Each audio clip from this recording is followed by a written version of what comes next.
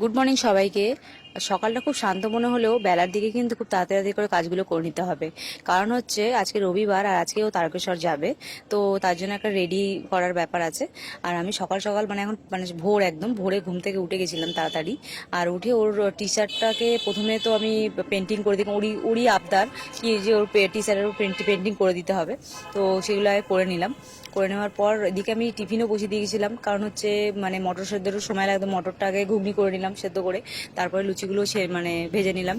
নেওয়ার পর দেখো টি শার্টটা তো প্রিন্টিং হয়েই গেছে, আমি রোদ্রে দিয়ে রেখেছিলাম, কারণ এমনি প্রিন্টিং করতে করতে ওটা শুকিয়ে যায়। তারপরেও আমি এমনি রোদ্রে দিয়ে রেখেছিলাম, টাঙিয়ে রেখেছিলাম। তো খুব সুন্দর একটা আমি ত্রিশূল এঁকে দিয়েছিলাম, আর পিছনে একটা অঙ্ক করে দিয়েছিলাম।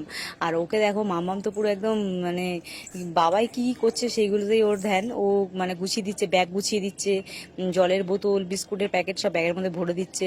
মানে বাবাই যাবে তারকেশ্বর, তার জন্য বাবাইকে হেল্প করছে সবকিছু। খেলনাটা কি খেলতে খেলতে যাবে নাকি?